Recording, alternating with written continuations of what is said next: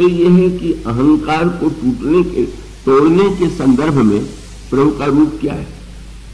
और रामायण में संकेत किया गया, ज्ञान मान जह एक नाई। ज्ञान की एक ही कसौटी है कि अभिमान का लेश न हो। ये परख, और इसका अभिप्राय यह है कि जिसको ज्ञानी होने का अभिमान है वो भी वस्तुतः ज्ञानी नहीं। भगवान ज्ञानी नहीं है बल्कि ज्ञान, बहुत ही तो अंतर। जब हम गुणी मान लेते हैं तो अभिमानी हो जाते हैं, और भगवान में तो रंचबाग से धनुष टूट गया, कल आपके सामने प्रसंग आया था। अभिमानी राजा जो एकत्र हुए थे वो तो उस धनुष को हिला भी नहीं पाए, और प्रभु जो है उनमें तो अभिमान का लेश नहीं है। और गुरु के द्वारा प्रेरित भगवान राम के द्वारा धनुर्भंग हुआ, इसका आध्यात्मिक संकेत है बिनु गुरु होई की ज्ञान। भगवान गुरु ही प्रेरित करता है और धनुर्भंग हो गए। मानो ज्ञान की महिमा है कि वो ज्ञान की महिमा वही है कि जब वो अभिमान समाप्त कर दे, अभिमान विनष्ट हो जाए। और उसके बाद लोगों ने कहा कि ज्ञान कितना श्रेष्ठ है, वही उसके बिना तो जनकपुरवासियों का दुख दूर नहीं हुआ।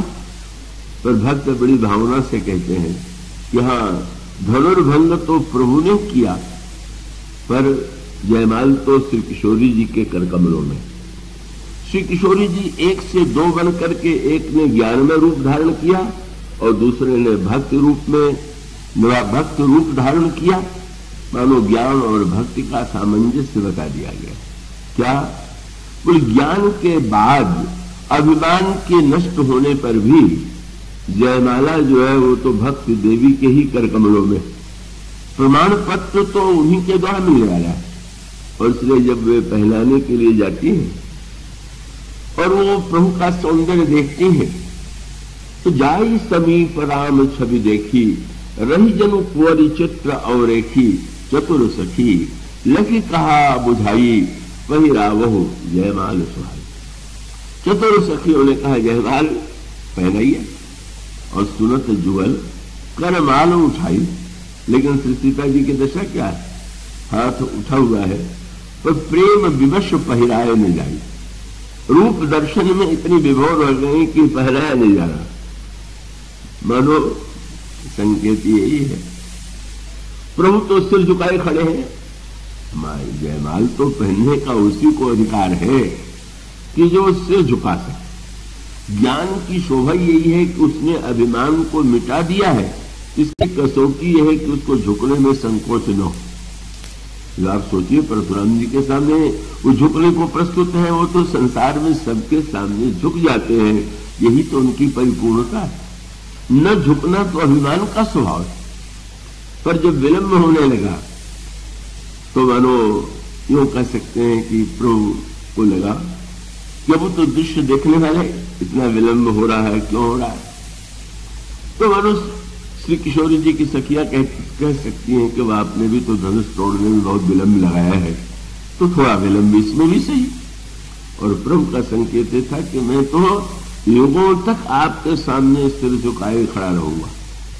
मुझे कोई आपके सामने नमन करने में संकोच नहीं है, पर संकोच एक ही है कि भक्ति देवी के करकमलों में पहुंच करके भी मेरे हृदय तक पहुंचने में अगर विलंब लग जाए तो भक्ति की मर्यादा के अनुकूल नहीं है।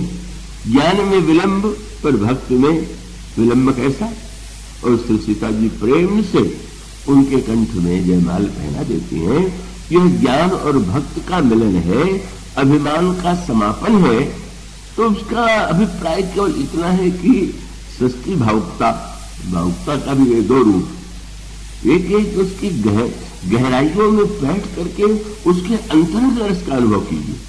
तो विवाह प्रसंग को आप जब इस दृष्टि से देखेंगे, अभिमान विनष्ट हो गया, स्वयं संचित हो गया, बुद्धि की जड़ता दूर हो गई, और तब बचा चित्त। और जब चित्त बचा तो अब गोस्वामी जी ये जो कोहबर है, कोहबर तक पहुंच जाए तो ही ठीक है, क्योंकि उसके पश्चात फिर बारात आती है। बारात आने के पश्चात उस बारात का उद्देश्य भी यही है।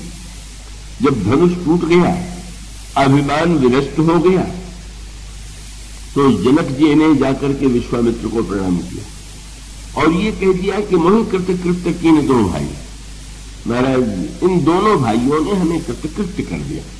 ये कृतकृत्य शब्द है आध्यात्मिक भाषा में परिपूर्णता का बोधक।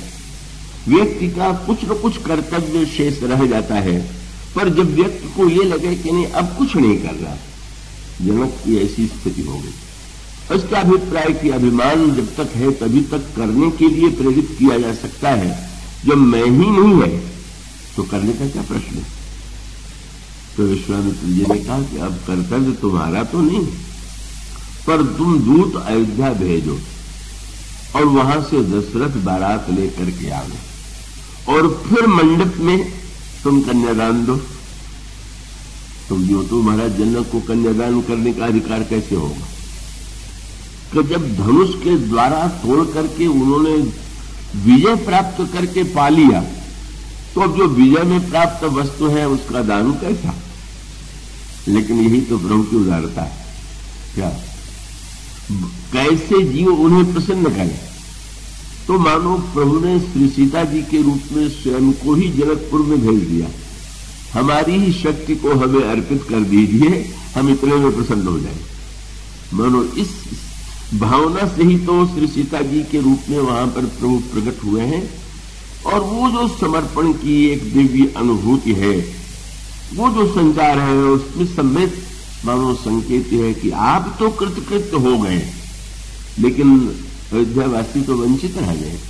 महाराज दशरथ तो वंचित रह गए। इस आनंद में प्रत्येक को सम्मिलित तो कीजिए।